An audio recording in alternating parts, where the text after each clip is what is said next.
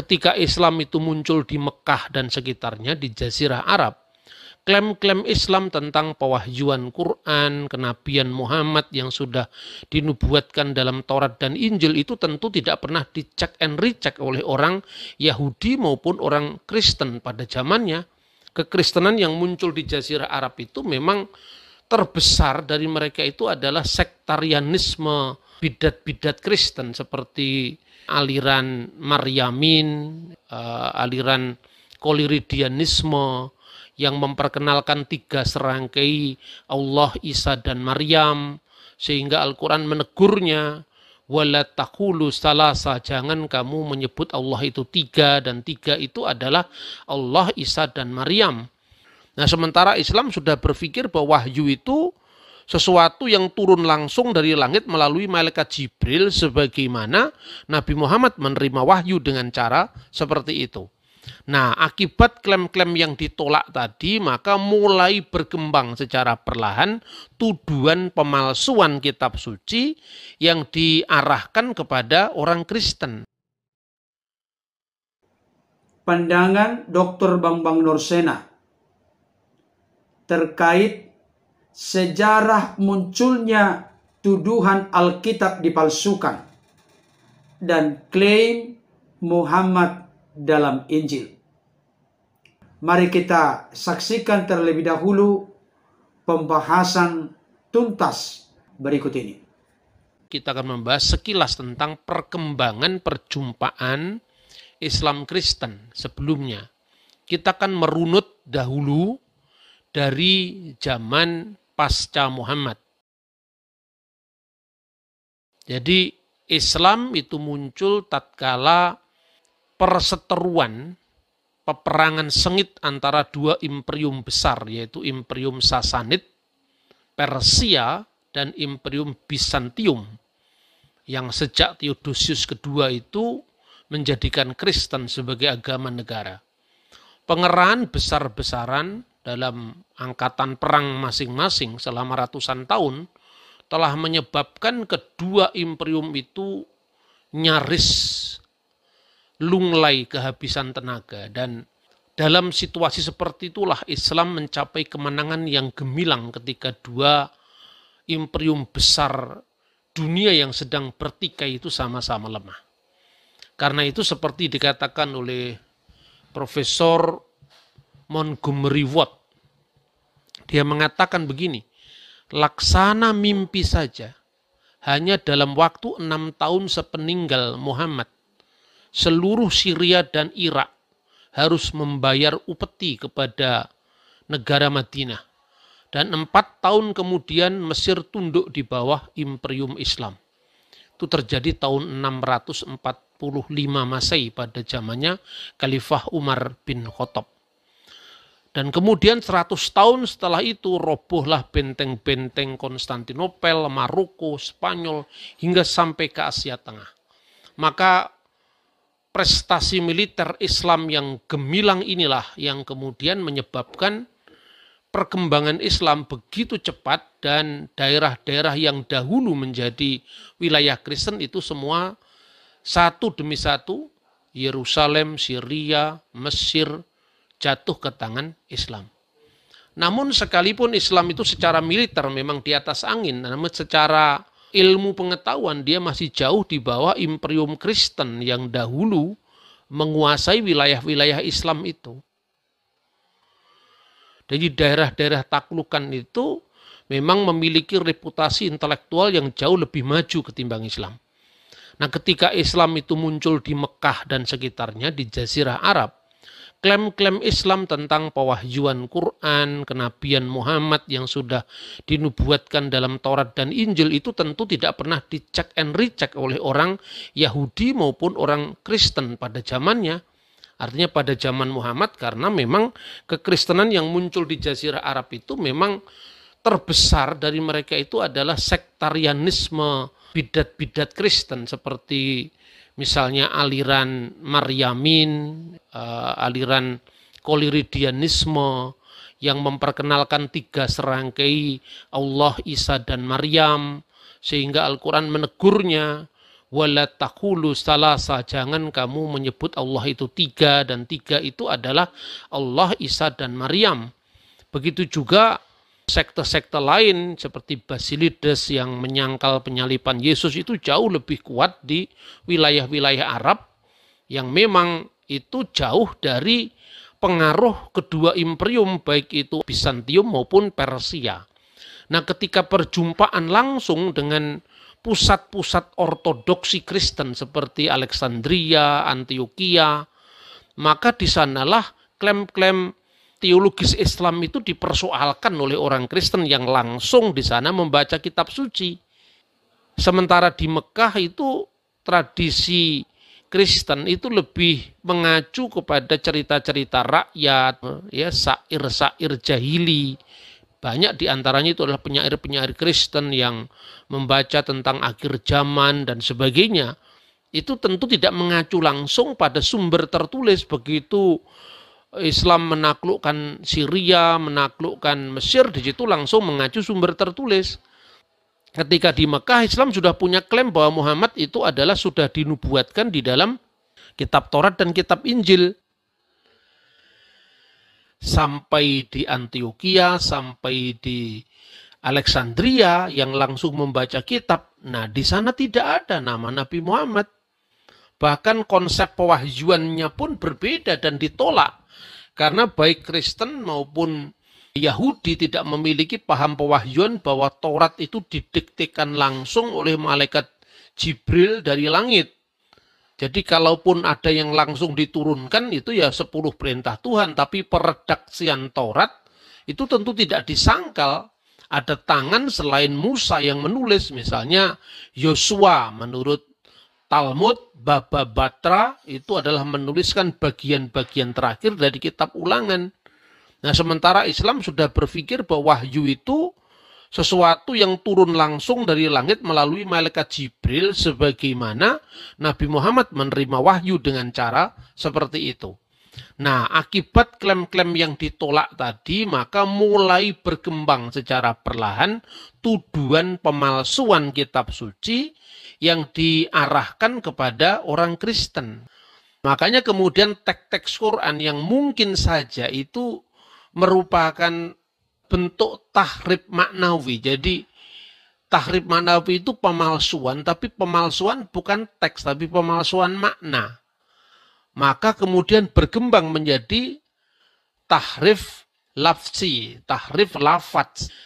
Misalnya dalam Al-Quran, afatat ma'una ayu'minu lakum wa qad kana fariqun minhum yasma'una kalamallahi summa yuharifunnahu min ba'di ma aqaluhu wa hum ya'lamun. Apakah kamu masih mengharapkan mereka akan percaya kepadamu?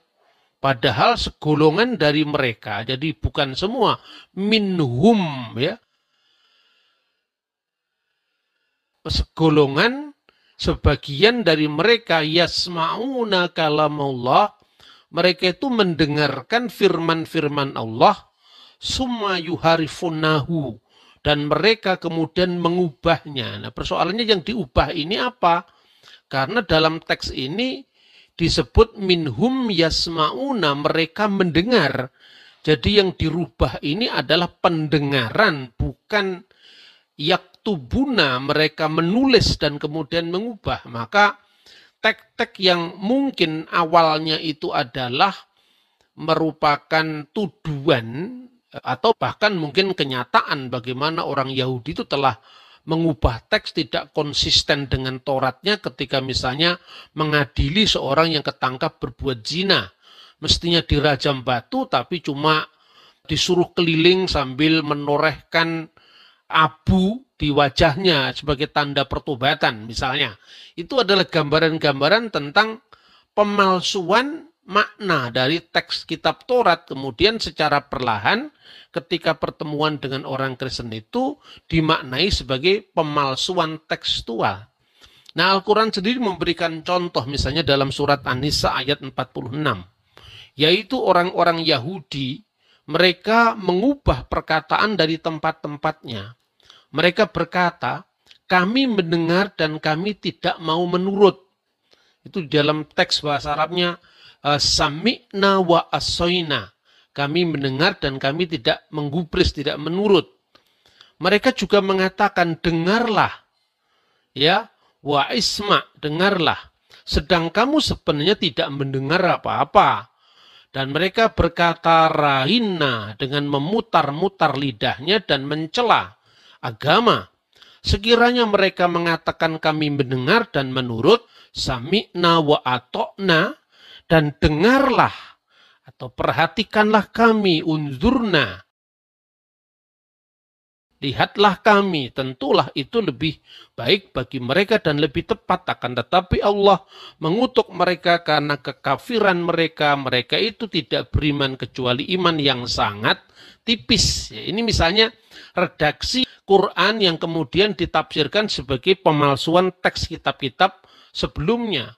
Nah, sebenarnya kita bisa melacak sebetulnya karena keserumpunan antara bahasa Arab dengan bahasa Ibrani. Misalnya orang Yahudi berkata dalam bahasa Ibrani, saminu we asinu, kami mendengar dan kami menurut.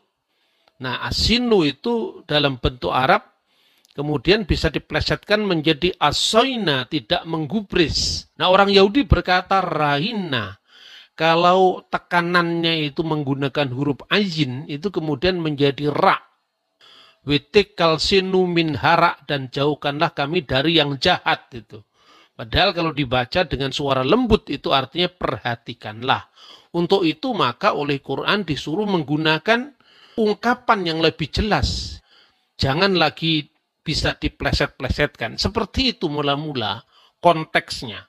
Karena trik-trik verbal ejekan orang Yahudi terhadap Muhammad. Seperti itu yang kemudian disajikan dalam sebuah masyarakat yang jauh lebih memiliki reputasi intelektual. Jadi kekristenan itu kan sudah menerjemahkan karya-karya Yunani, dan memang kekristenan itu awal dari perkembangannya memang sudah akrab dengan bahasa Latin, bahasa Yunani, bahasa Aramaik, ya, selain bahasa Ibrani sebagai bahasa kitab Taurat.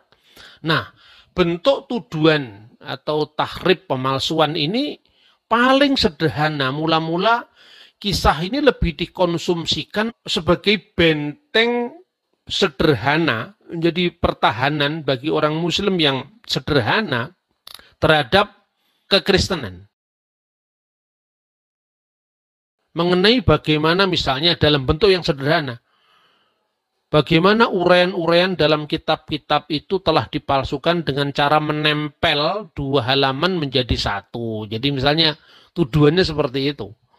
Lalu yang kedua, tanpa adanya studi kritis dan terinci mengenai bagian mana kitab Taurat dan kitab Injil yang diubah atau dielaborasi, segera maka penafsir Quran Mujahid, itu kira-kira wafat tahun 721 Masehi.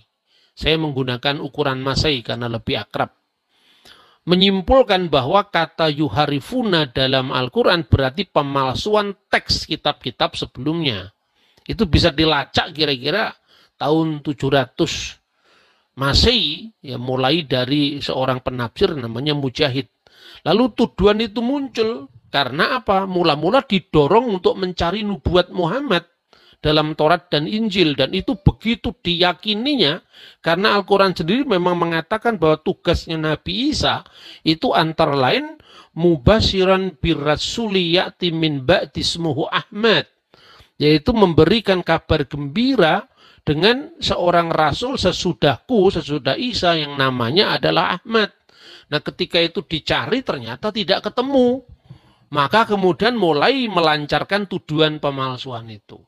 Nah, Timotius al-Awal itu meneruskan sejarah seperti itu kira-kira, karena kalau dia menulis kira-kira tahun 780 berarti dia datang setelah spekulasi-spekulasi tentang Muhammad dalam Injil itu sudah dikembangkan dalam sejarah perjumpaan Islam Kristen sebelumnya. Misalnya jejak paling awal dijumpai di dalam surat Kaisar Leo kepada Khalifah Umar bin Abdul Aziz antara tahun 717 sampai 720 surat itu. di mana kata parakletos dieja paraklit atau paraklita, penolong, penghibur, pembela, pengantara, itu ditafsirkan Nabi Muhammad. Padahal sampai saat itu sangat jarang orang-orang Islam yang membaca langsung Taurat maupun Injil. Begitu mulai ada yang membaca Injil, ada yang membaca Taurat. Kenapa? Karena banyak juga orang-orang Kristen yang masuk Islam. Seperti misalnya Ali Rabban atau Bari, kemudian Ibnu Qutaibah, dan waktu dia menjadi Kristen, dia sudah memiliki koleksi beberapa ayat hafalan di dalam kitab Taurat dan Injil sesuai dengan tahun liturgis. Kita jangan membayangkan bahwa pada masa dulu setiap orang itu memiliki satu jilid Alkitab di rumah, tidak. Mereka membaca Alkitab lebih karena bacaan-bacaan liturgis sesuai dengan tahun gereja. Maka muncul kata leksionari, itulah yang di dalam bahasa Suryani, bahasa Siriak Aramaik disebut keryana. Kata keryana itu artinya leksionari, terdiri dari surta dan atta. Surta itu adalah pasal, atta itu adalah ayat. Nah, kemudian ungkapan ini juga dipertahankan oleh Islam. Quran yang terdiri dari surah dan ayat itu asalnya sebetulnya memiliki paralel dengan bahasa Siriak tadi. Keryana leksionari itu artinya bacaan dalam ibadah. Kemudian terdiri dari surta dan atta. Surta menjadi surah, atta menjadi ayat. Lalu Muqatil bin Sulaiman, ini tafsir yang cukup tua ya, tahun 767, menafsirkan mubasyiran birrasuli ya'ti min ba'di ismuhu Ahmad, itu diartikan memberikan kabar gembira dengan Rasul sesudahku namanya Muhammad, diartikan sebagai bisuryani, paraklit. Dalam bahasa Aram, bahasa Suryani adalah paraklita. Disusul kemudian dengan Ibnu Ishaq. Nah, Ibnu Ishaq itu kira-kira tahun 768. Sayangnya naskah Ibnu Ishaq itu hilang, tetapi kutipan-kutipannya ditemukan dalam bukunya Ibnu Hisham yang berjudul Sirah Nabawiyah. Dia sudah mengenal kutipan Parakletos itu dari Yohanes 15 ayat 26 dan ditafsirkan sebagai Muhammad. Jadi ini misalnya ya teksnya. Ini teks aslinya seperti ini. Ini dalam bahasa Aramaik ini tidak ada kata Muhammad, tetapi parakleta ada. Misalnya di dalam Yohanes pasal 15:26. Maden parakleta haudina masdar analekon min abi ruha disrara haudemin lewat abinafek hu naset alai. Apabila parakleta yang diutus oleh Bapa itu datang, yaitu roh kebenaran yang keluar dari Bapa, ia akan bersaksi tentang aku. Ini jelas. Di sini dikatakan siapa roh kebenaran itu? Maden parakleta haudina masdar analekon min abi ruha desrara, yaitu roh kebenaran. Haudemin lewat abinafek yang keluar dari Bapa. Jadi roh kebenaran ini bukan makhluk, karena Roh Kudus yang keluar dari wujudnya Sang Bapa, tidak mungkin dia adalah ciptaan. Hunaset alai, dia yang akan bersaksi tentang aku. Kemudian kita menemukan kutipannya di dalam kitab Sirah Nabawiyah. Ya. Ketika tafsir Muqatil bin Sulaiman itu menyebut paraklit, ya mungkin berasal dari informan Kristen, dari Pesita mungkin, membaca langsung. Namun Ibnu Hisham yang mengutip Ibnu Ishaq menyebut al-menahemma atau munahemma. Dalam bahasa Ibrani ha-menahem, menahemma, lalu diartikan Muhammad. Maka apabila al-munhammana, yang diutus Allah kepadamu dari sisi Tuhan, katanya dari kutipannya begitu, dan Roh Kudus yang keluar dari sisi Tuhan, dia akan bersaksi bagiku dan bagi kamu juga di hadapan kamu dan aku, agar kamu tidak meragukannya. Lalu Ibnu Hisham memberikan al-munhamina bisuryaniyah.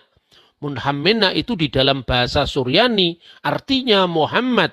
Wa huwa Birumaniyah al-Baraklitus sallallahu alaihi wa alihi wasallam.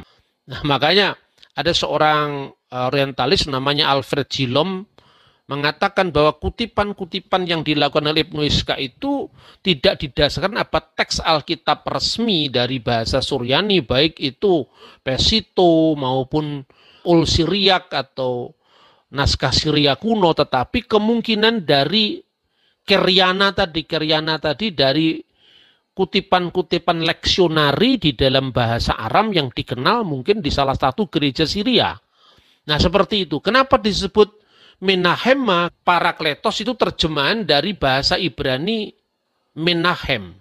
Bahasa Ibrani itu memiliki definite artikel atau kata sandang itu ha Menahem.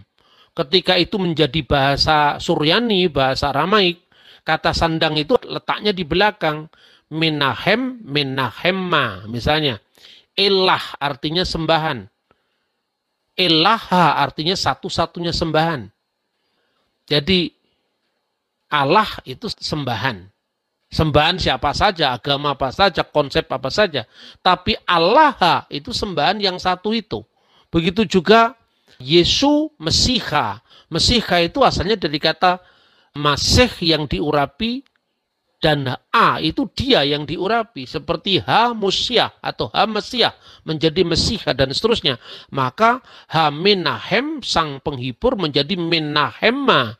Dan karena miripnya kata itu dengan nama Muhammad, maka kemungkinan katanya ya itulah yang diramalkan oleh Injil tentang kenabian Muhammad, yaitu Menahem. Menahem itu adalah Muhammad. Jadi ini lebih didasarkan atas kemiripan bunyi dan bukan pada seluruh teks sendiri, konteksnya tidak mengarah ke sana.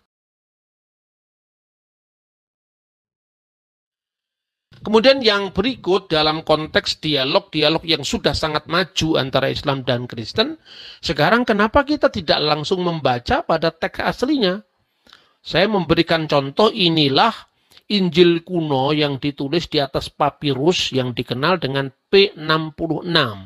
Saudara bisa hunting itu dan banyak sekali sekarang web resmi yang sudah mempublish temuan-temuan Injil dari abad pertama akhir, abad pertama Masehi itu sampai sekarang bisa di cross check. Misalnya yang saya garis bawahi ini ya, kata parakletos. Dari awal tidak ada kata perikletos yang artinya Muhammad atau Ahmad. Dari akar kata terpuji itu tidak ada. Di sini jelas hurufnya alfa. Hu de parakletos tu pneuma tu akion hu pemsei hu pater entu onomatimo ekeinos humas didaksei panta dan seterusnya. Jadi tidak ada kata-kata periklitus, yang ada parakletos yang artinya sang penghibur. Dan kemudian teks ini yang kemudian dikenal oleh Muqatil bin Sulaiman yang kemudian ditafsirkan sebagai Muhammad tadi. Baik Bapak Ibu Saudara, tadi kita sudah memperhatikan dan mendengarkan pembahasan dari hambanya Dr. Bambang Nursena. Terus terang, terkait dengan sejarah munculnya tuduhan Alkitab dipalsukan yang sudah disampaikan oleh hambanya Dr. Bambang Nursena, tidak perlu lagi saya ulangi. Tetapi yang jelas sudah merupakan rahasia umum. Cukup banyak saudara-saudara kita, khususnya bagi mereka yang tadinya berlatar belakang Kristen Protestan atau Katolik, ketika beralih keyakinan kepada agamanya yang baru, yaitu menjadi Islam atau Muslim. Mereka seringkali melontarkan pernyataan bahwa Bible atau Alkitab Kristen itu sudah dipalsukan.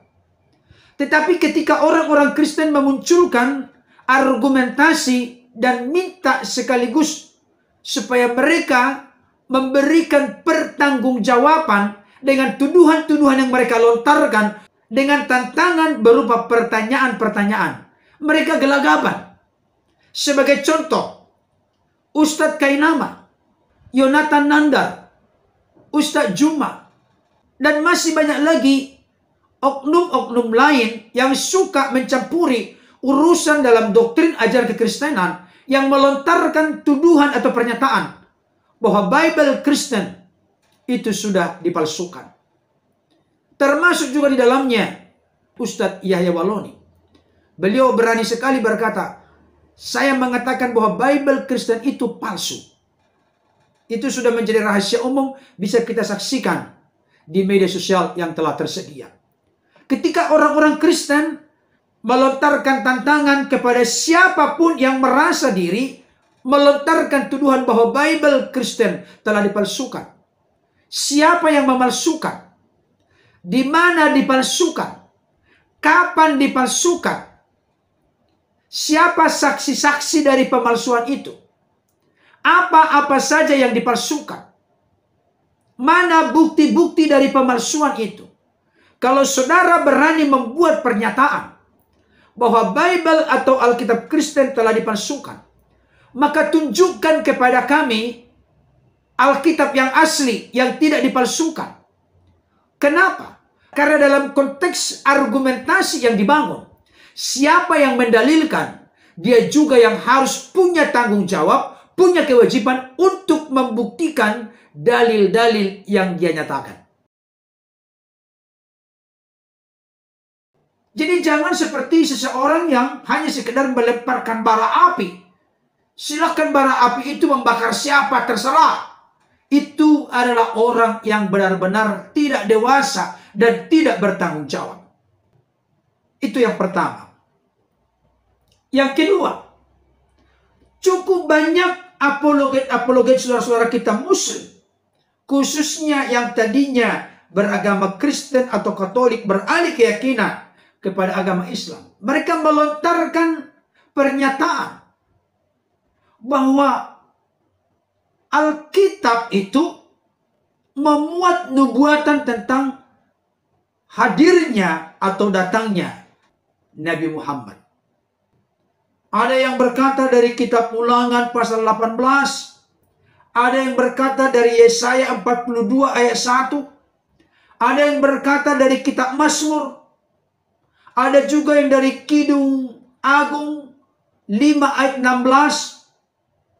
Ada lagi dari Yohanes pasal 14 ayat 16-17. Yohanes 15 ayat 26. Yohanes 16 ayat 12-13. Saya mau kasih tahu dan memberikan konfirmasi penegasan setegas-tegasnya saat ini. Mohon maaf, kita menghargai saudara-saudara kita Muslim yang meyakini bahwa Muhammad adalah Nabi mereka. Kita hargai keyakinan mereka tentang hal itu. Tapi yang jelas dalam konteks kekristenan, Ibrani pasal 1 ayat 1-2 berkata bahwa puncak Allah menyatakan dirinya ada dalam diri Yesus. Yesuslah sebagai puncak pewahyuan Allah, yang mana pada zaman dahulu kala Allah menyampaikan firman-Nya lewat perantaraan para nabi. Tapi pada zaman akhir, zaman terakhir, yaitu setelah kedatangan Yesus, tidak ada lagi nabi-nabi lain yang datang. Bahkan dalam konteks kekristenan bersumber dari data dan fakta Alkitab, seluruh nabi-nabi itu yang diyakini dipercayai oleh orang-orang Kristen itu datangnya dari orang Yahudi atau umat Israel, bukan dari luar Israel. Saudaraku yang dikasihi oleh Tuhan, itu yang kedua. Dan yang secara khusus dibahas oleh hambanya Dr. Bambang Nursena terkait dengan jejak historis pencarian Muhammad dalam Injil. Biasanya yang seringkali dikaitkan oleh apologet-apologet sekarang itu dari Yohanes pasal 14 ayat 16-17, Yohanes 15 ayat 26, Yohanes 16 ayat 12-13. Saya mau kasih tahu, ayat-ayat itu mengarah kepada akan datangnya roh kebenaran, penolong yang lain, Roh Kudus. Itu ada beberapa nama yang disebutkan, tapi merujuk kepada satu oknum atau pribadi, yaitu Roh Kudus. Roh kebenaran, bukan Muhammad. Bahkan di sini kalau kita melihat konteks yang lebih spesifik, coba kita lihat dulu Yohanes 14 ayat 16 sampai 17. Dikatakan demikian, Aku akan minta kepada Bapa. Artinya Yesus meminta kepada Bapa, dan ia akan memberikan kepadamu. Mu saat itu konteksnya paling tidak adalah murid-murid Yesus atau rasul-rasul Kristus. Aku akan minta kepada Bapa dan ia akan memberikan kepadamu, kepada murid-murid, bukan kepada yang lain, apalagi kepada suku di luar Israel. Kepada murid-murid saat itu konteksnya. Seorang penolong yang lain, supaya ia menyertai kamu selama-lamanya. Bayangkan, penyertaannya selama-lamanya. Apakah yang diklaim oleh saudara-saudara kita berkeyakinan lain masih disertai selama-lamanya? Kalau hanya argumentasi untuk ngeles atau ilmu cocokologi atau comotologi, ia disertai dengan ajaran yang ditinggalkan. Bukan oknumnya, pribadinya yang akan menyertai murid-murid saat itu sampai mereka mati. Tentunya orang-orang Kristen sampai saat ini, karena Roh Kudus itu tinggal di dalam kami dan menyertai kami selama-lamanya. Dikatakan di sini, yaitu Roh kebenaran.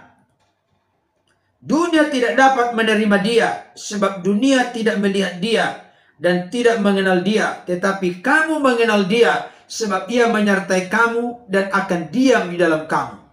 Dari ayat-ayat ini secara eksplisit tidak mungkin bisa dipaksakan dengan nubuat datangnya Nabi dari saudara-saudara kita Islam atau Muslim. Nggak ada kaitan sama sekali. Karena di sini diberikan konfirmasi penjelasan. Dunia tidak melihat dia. Pertanyaan saya, ketika Nabi saudara-saudara kita dari Islam atau Muslim, kurang lebih abad ke-7, apakah orang-orang Arab melihat beliau? Atau para pengikutnya melihat beliau? Dilihat dong, gak mungkin roh. Eksistensinya gak mungkin gaib. Tapi manusia yang punya istri, punya anak, punya sahabat, punya teman, terlihat. Di sini dikatakan roh kebenaran itu dunia tidak melihatnya. Bahkan dikatakan di sini, ia menyertai kamu dan akan diam di dalam kamu. Coba perhatikan. Roh kebenaran itu akan diam di dalam diri para murid, para rasul saat itu. Roh Kudus yang sama diam dan tinggal di dalam hidup orang-orang percaya. Bahkan dikatakan di sini, Aku akan meminta kepada Bapa dan ia akan memberikan kepadamu seorang penolong yang lain. Penolong yang lain. Alon parakleton. Penolong yang lain. Penolong yang sejenis. Ada dua kata yang perlu diperhatikan. Utros dan alon. Utros itu artinya berbeda sama sekali. Tidak ada sangkut pautnya sama sekali. Karena punya diversitas perbedaan yang signifikan. Tetapi kalau alon itu artinya sejenis. Punya kualitas hakikat yang sama. Yesus dalam eksistensi sebagai firman Allah. Yang adalah Allah. Maka sejenis, sehakikat. Dengan Roh Kudus yang adalah roh kebenaran itu. Nanti akan dijelaskan lagi lebih lanjut. Dalam Yohanes 15 ayat 26. Dikatakan demikian. Jikalau penghibur yang akan kuutus dari Bapa datang. Penghibur juga di sini dalam pengertian Roh Kudus. Yaitu roh kebenaran. Kembali lagi ditegaskan di sini. Yohanes 14 ayat yang ke-16-17 tadi di sana juga dikatakan roh kebenaran. Saya ulangi kembali, jikalau penghibur yang akan kuutus dari Bapa datang, yaitu roh kebenaran yang keluar dari Bapa, ia akan bersaksi tentang aku. Jadi roh kebenaran yang diutus datang kepada murid-murid, kepada orang-orang percaya saat ini. Di sini dikatakan keluar dari Bapa. Keluar dari Bapa berarti sebelumnya ada dalam diri Bapa. Ini berbicara tentang Tritunggal Maha Kudus. Nanti di dalam ayat yang lain juga ditegaskan bahwa Yesus itu keluar dan datang dari Bapa.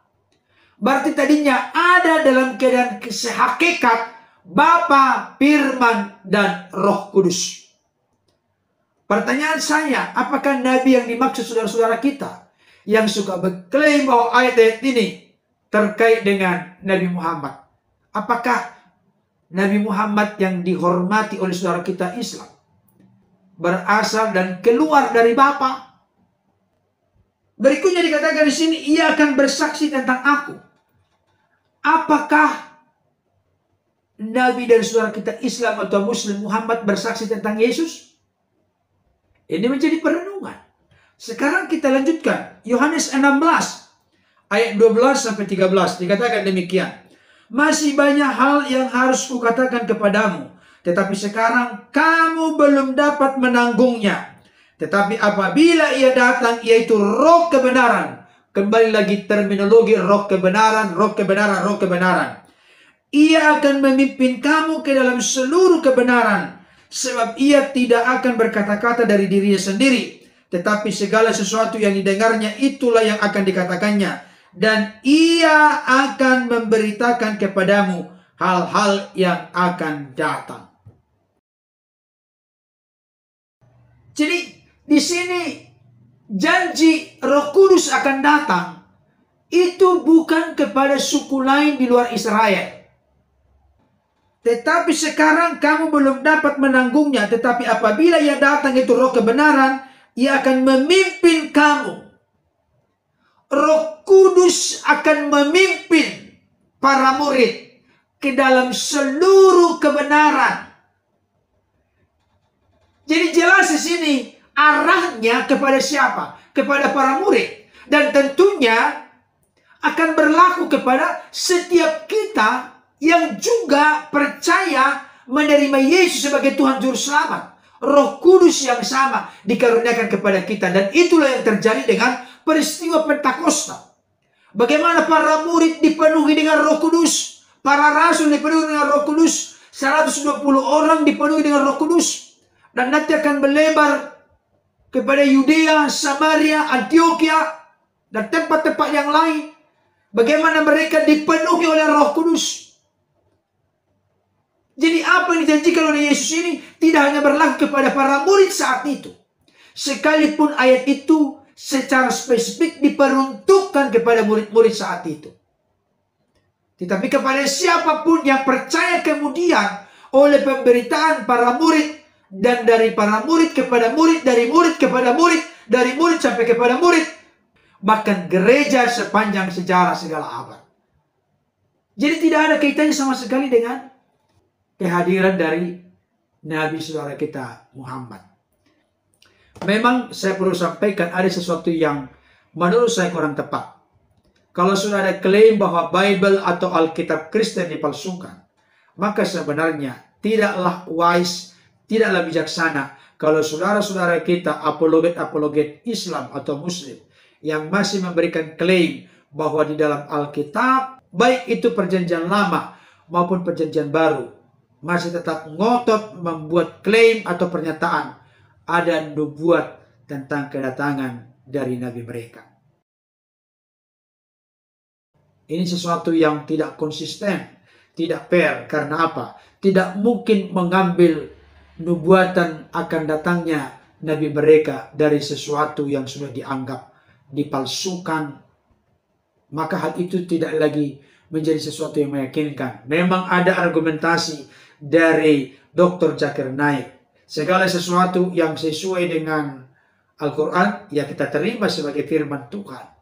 Ya barangkali salah satu di antaranya Kalau ada yang dicocok-cocokkan atau ilmu comotologi dan itu sesuai dengan nubuat tentang datangnya Nabi mereka, maka mereka mengakui itulah yang asli, itulah yang murni, itulah yang sejati, itulah yang tidak dipalsukan. Saya pikir itu sesuatu yang tidak fair dan tidak bijaksana.